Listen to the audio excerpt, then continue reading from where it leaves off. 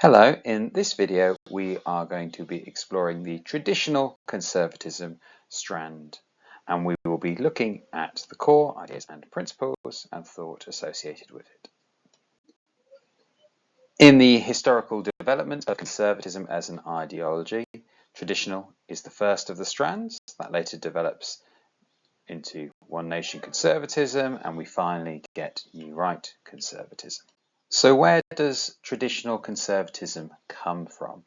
Well, to understand it, it's important to understand its context. It develops in the late 18th century, particularly in a reaction against the French Revolution, which had seen huge levels of upheaval and radicalism in France, but that also sparked further ideas and writing and thought and attempted revolutions beyond the borders of France. And conservatives were deeply concerned about the potential destruction of social order, of tradition, of authority, that there would be a complete undermining of society. The more cynical of their opponents would say actually their concern is more about protecting their land ownership and their wealth. But conservatives would say that that's just part of the wider preservation of order. The ideas are particularly associated with Edmund Burke, who wrote the Reflections on the Revolution in France as the events in the revolution were unfolding, and he kind of watched on in horror as society broke down. Traditional conservatism, as all conservatism does, it also builds on the earlier ideas of Thomas Hobbes from the 17th century. Now, he again was writing in a period of turbulence in the English Civil War, where the social order was threatened, where the power of the monarch and the structure of government was all up for debate. And traditional conservatives react against those changes and suggest that actually we need to find a way to preserve stability and order. So when it comes to beliefs, a lot of the views of traditional conservatives can be traced back to their pessimistic view of human nature. They would affirm that humans are imperfect and also that they are imperfectible, that they will never truly reach that higher level of goodness. For traditional conservatives, they would point to psychological imperfection.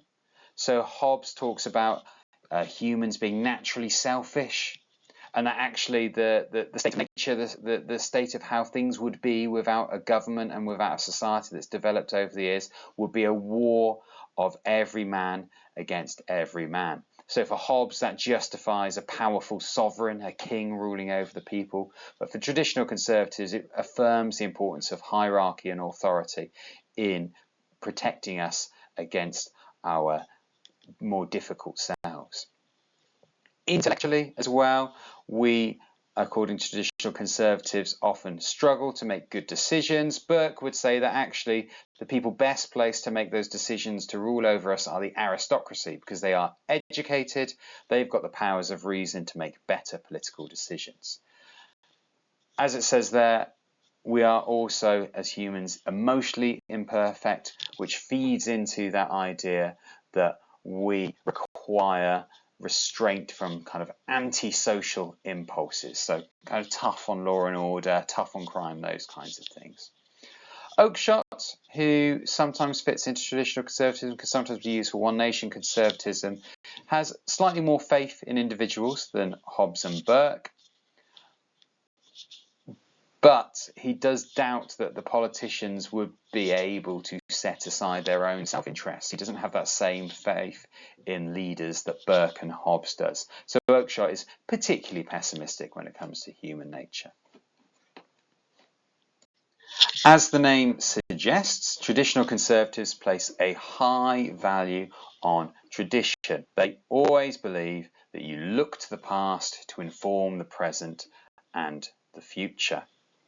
Traditional conservatives support tradition because it gives them a sense of identity, and it gives indeed society a sense of identity and gives a structure to how we can live our lives, providing stability and cohesion. They would point to empiricism that actually we have a track record of what works and we should stick to that. That contrasts to rationalism, where you formulate a theory and formulate a plan for how society looks. They would say, let's look at what has existed and what works previously, the institutions and values that have stood the test of time. When it comes to key thinkers, Hobbes would defend authoritarian power, defend absolute monarchy. We've had it, it works, don't change to something that we don't know, preferring the known to the unknown. Burke would support, again, the aristocracy.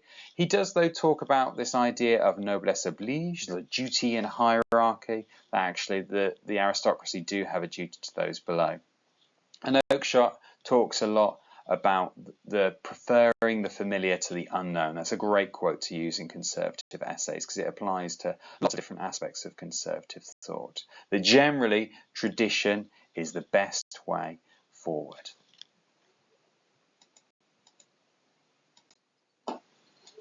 Conservatives would also be more tolerant of inequality, and traditional conservatives fit within that as well. So for traditional conservatives, hierarchy is a good and necessary thing. We've already talked through the views that Burke and Hobbes developed coming out of their context. Burke talks about the wiser and stronger and more opulent at the top. It's okay that there's rich and powerful people ruling over you because they know best. There's particular emphasis on property ownership within traditional conservatism. This idea, you may have heard the phrase, an Englishman's home is his castle, or his castle is his home, that actually property gives people a level of responsibility, it gives them buy-in into society, and therefore it helps them make better decisions for wider society. There will also be a concern for traditional conservatives, but they are not convinced by state intervention. They often think there will be unintended consequences of the state intervening in the economy, particularly, and that Burke in particular talks about local communities finding local solutions. So there's a level of hesitancy about intervention when it comes to the economy. Burke also praises Adam Smith's Wealth of Nations, which is sometimes more associated with classical liberalism. He talks about the fact that for him, Adam Smith's Wealth of Nations is the most important book ever written. And Burke points to government intervention leading to instability. And if traditional conservatives, they place a high value on continuity, on not changing things that works, government intervening in the economy could result in unforeseen consequences. To conclude our video on traditional conservatism, let's then have a quick look at the principles of conservatism in the light of traditional conservatism.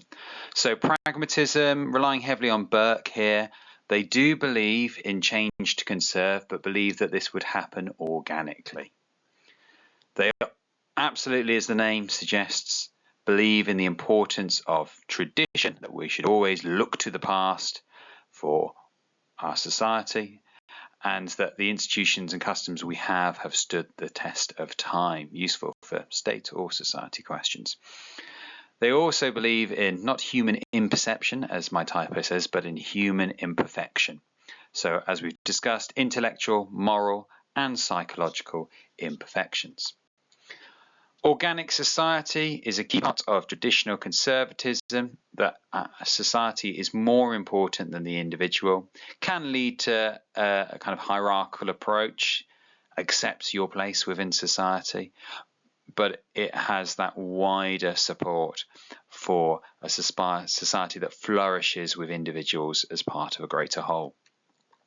Paternalism, the idea that a father looking after a child, the state looking after its people, and the state knows what is best. And then the final principle of conservatism, libertarianism, is pretty much completely rejected by traditional conservatism. It's only really the new right that holds to libertarianism. For traditional conservatives, they would say that they want stability and continuity of society, whereas libertarianism would highlight freedom of the individual as a key value, and traditional conservatives reject that. Thank you for watching.